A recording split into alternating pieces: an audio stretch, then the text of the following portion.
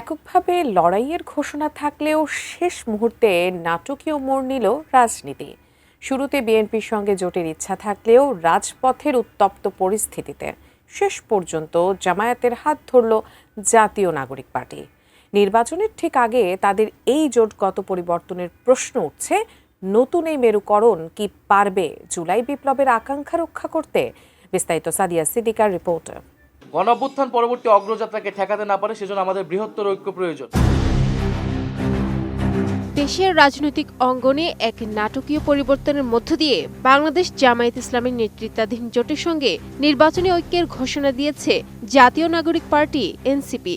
রোববার রাতে রাজধানীর বাংলা মোটরে দলটির অস্থায়ী কার্যালয়ে আয়োজিত এক জরুরি সংবাদ সম্মেলনে এই ঘোষণা দেন এনসিপির আহ্বায়ক নাহিদ ইসলাম। তিনি স্পষ্ট জানান, জুলাই গণঅভ্যুত্থান পরবর্তী আকাঙ্ক্ষাকে বাস্তবে রূপ দিতে এবং বৃহত্তর ঐক্যের স্বার্থে তারা এই সিদ্ধান্ত নিয়েছে।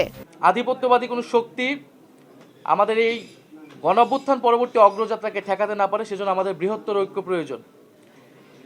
সেই তাগিদ থেকেই আমরা জামাতে ইসলামী এবং তাদের যে সমমনা 8 দল রয়েছে তাদের সাথে আমরা কথা বলেছি এবং তাদের যে নির্বাচনী সমঝোতা জাতীয় নাগরিক পার্টি এনসিপি, সেই নির্বাচনী সমঝোতায় সম্মত হয়েছে। আমরা জাতীয় নাগরিক পার্টি এনসিপি এবং এই সমমনা 8 দলের সাথে আমরা একত্রে নির্বাচনে অংশগ্রহণ করব বলে আমরা সিদ্ধান্ত নিয়েছি। নতুন বাংলাদেশ গড়তে এলো জুলফিকার স্টিল। জুলফিকার স্টিল, ইস্পাত দৃঢ় অঙ্গীকার। সংবাদ সম্মেলনে নাহিদ ইসলাম বলেন, আসন্ন ত্রয়োদশ জাতীয় সংসদ নির্বাচনে জাতীয় নাগরিক পার্টির এককভাবে অংশগ্রহণ করার সব ধরনের প্রস্তুতি ও পরিকল্পনা ছিল। তবে শরীফ ওসমান হাদিকে প্রকাশ্যে গুলি করার ঘটনার পর দেশের সামগ্রিক রাজনৈতিক পরিস্থিতি দ্রুত পরিবর্তিত হয়েছে। এর আগে বাংলাদেশ জাতীয়তাবাদী দল বিএনপির সঙ্গে জোট করবে এমনটাই আভাস পাওয়া যাচ্ছিল, কিন্তু সমঝোতা না হওয়ায় সেই অবস্থান থেকে সরে এসে এখন জামায়াত ইসলামীর সঙ্গে জোট করার ঘোষণা করেছে এনসিপি। নাহিদ ইসলামের মতে, যারা গণঅভ্যুত্থানে পরাজিত হয়েছে তারা এই জুলাই প্রজন্মকে নিঃশেষ করার জন্য এখন নানামুখী ষড়যন্ত্রে লিপ্ত। এই পরিবর্তিত ও সংকটময় প্রেক্ষাপটে কোনো আধিপত্যবাদী শক্তি যেন গণঅভ্যুত্থান পরবর্তী বাংলাদেশের অগ্রযাত্রাকে বাধাগ্রস্ত করতে না পারে, সেই লক্ষ্যেই তারা বাংলাদেশ জামায়াত ইসলামী ও তাদের 8 দলের জোটের সঙ্গে একাত্মতা প্রকাশ করেছেন।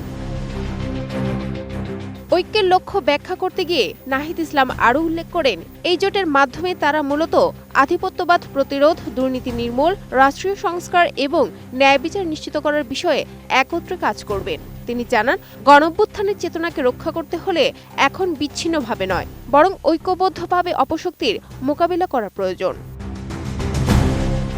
নির্বাচনী কার্যক্রমের ঘোষণা দিয়ে নাহিদ ইসলাম জানান, জোটবদ্ধ হওয়ার এই সিদ্ধান্তের পর তারা দ্রুত তাদের প্রার্থীদের তালিকা চূড়ান্ত করছেন। সোমবারই দলের পক্ষ থেকে প্রার্থীদের আনুষ্ঠানিক নাম প্রকাশ করা হবে এবং এর পরদিনই অর্থাৎ মঙ্গলবার সারা দেশে মনোনয়নপত্র জমা দেওয়া হবে। সংবাদ সম্মেলনে জামায়াত ইসলামের ঐতিহাসিক দায়ভার গ্রহণ সংক্রান্ত সাংবাদিকদের এক প্রশ্নের জবাবে নাহিদ ইসলাম বাস্তবসম্মত ও কৌশলী মন্তব্য করেন। তিনি বলেন, এনসিপি মূলত বর্তমান রাজনৈতিক ও নির্বাচনী বৈতরণী পার করার জন্যই এই জোট গঠন করেছে। জামায়াতের কোনো ঐতিহাসিক দায়ভার এনসিপি নিচ্ছে কিনা এমন প্রশ্নের উত্তরে তিনি স্পষ্ট করেন যে, জোটবদ্ধ হলেও তারা তাদের নিজস্ব আদর্শ ও উদ্দেশ্য অনুসারেই রাজনৈতিক কার্যক্রম পরিচালনা করবেন। মূলত আধিপত্যবাদ ও ষড়যন্ত্র রুখে দিয়ে একটি টেকসই বাংলাদেশ গড়াই এই মুহূর্তে তাদের প্রধান লক্ষ্য। Sadia Siddika, ATN news.